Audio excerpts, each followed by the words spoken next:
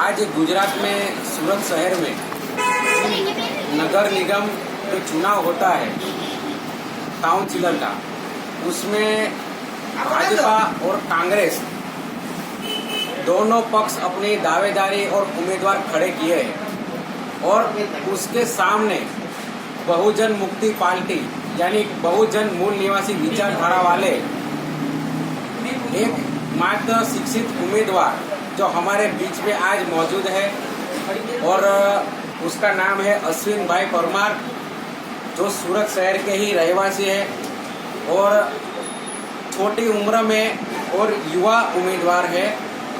और मैं अश्विन भाई का समता आवाज़ न्यूज़ चैनल में स्वागत करता हूं और उनको बधाई भी देता हूं। और आगे मैं आपसे एक सवाल पूछूंगा कि ये बहुजन मुक्ति पार्टी आपने क्यों चुनी? हमारे कई सारे लोगों को ऐसा लगता था कि बीजेपी कांग्रेस के अलावा अगर हम किसी पार्टी से लड़ेंगे तो समाज जो है वो हमारे साथ में नहीं खड़ा होगा, क्योंकि समाज को बीजेपी कांग्रेस ही दिखता है। तो ऐसे लोगों को जवाब देने के लिए और समाज के जो दूसरे पढ़े लिखे युवा है जो बीजेपी कांग्रेस में दहाड़ी मजदूरी करते हैं, उनको ये मैसेज देने के लिए हम लोगों ने बहुजन मुक्ति पार्टी का चयन किया कि अपनी पार्टी भी है जिससे हम लोग खड़े रह सकते हैं और वो हमको टिकट देता है, पढ़े लिखे लोगों को भी टिकट देता है। और सुना है कि आपके सामने बहुजन समाज पार्टी के उम्मीदवार भी खड़े हैं जी, और उनका भी जोर शोर से प्रचार हो रहा है और ज़्यादातर आपको युवाओं का साथ है और युवाओं के साथ आप दिन रात आप जो जमीनी स्तर पर कार्य किया है। और आगे अगर मैं आपको पूछना चाहूँ कि इस चुनाव के जो भी परिणाम आते हैं और चुनाव के जो भी रिजल्ट है, उसके बाद आपकी बहुजन मुक्ति पार्टी की रचना गुजरात में और खास करके ये सूरत शहर में किस तरह होगी?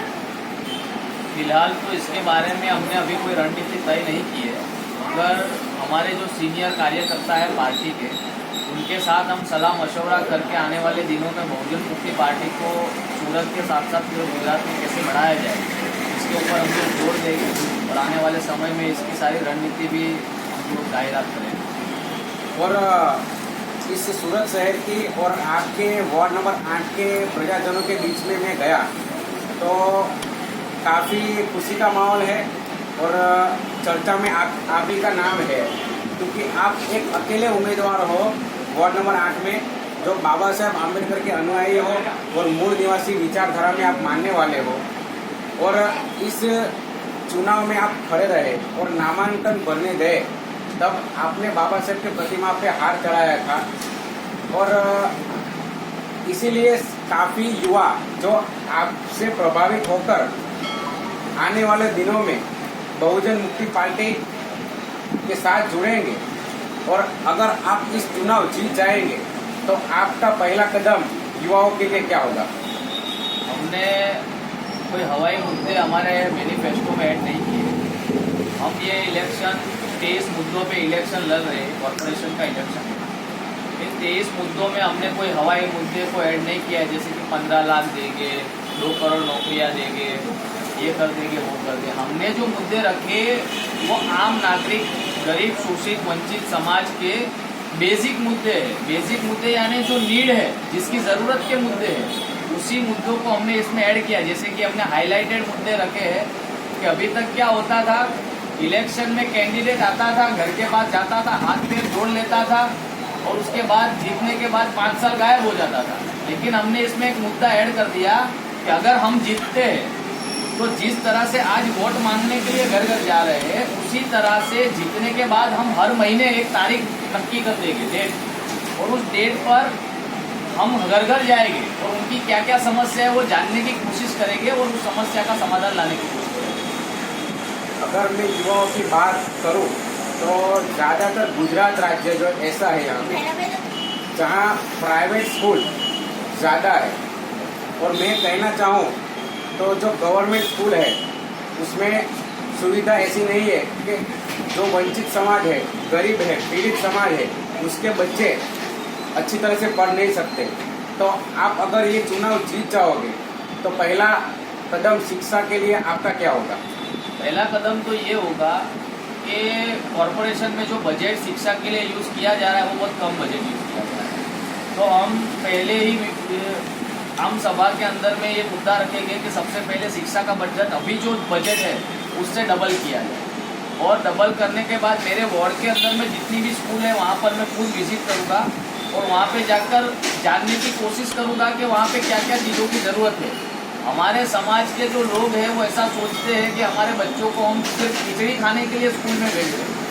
अगर दूसरी तरफ में अगर हम उद्योगपतियों की स्कूल देखते हैं तो वहाँ के बच्चों में हमारे बच्चों से ज़्यादा टैलेंट पैदा हो रहा है। उसका कारण है वहाँ की जो पढ़ाई है उसमें क्वालिटी है, और सरकारी स्कूल की पढ़ाई में क्वालिटी नहीं है क्योंकि आधुनिकता की कमी है। तो हम सबसे पहले यही कदम उठाएंगे कि उसमें आधुनिकता लाया जाए और वहाँ की जो बेसिक समस्या है उसके ऊपर में हम समाधान करें। और यहाँ पे मेरा जो वार्ड है उसमें एक और समस्या है कि यहाँ पे एक भाषीय लोग नहीं रह रहे गुजरात के, यहाँ पे उड़िया लोग रह रहे हैं, यहाँ पे मराठी लोग रह रहे हैं, यहाँ पे बंगाल के लोग रह रहे हैं, क्योंकि सूरत है यहाँ पे मिक्स पब्लिक रहे। अगर आपको मैं कहूँ तो इस वार्ड के अंदर में कम से कम 8 से 10 हज़ार वोट मराठी वोटर्स है, लेकिन उसके सामने सरकारी स्कूल कितनी है? एक 10,000 वोटर्स में से एक सरकारी स्कूल है, तो वो तो होने वाला नहीं है। उसके लिए स्कूल बढ़ाने की भी।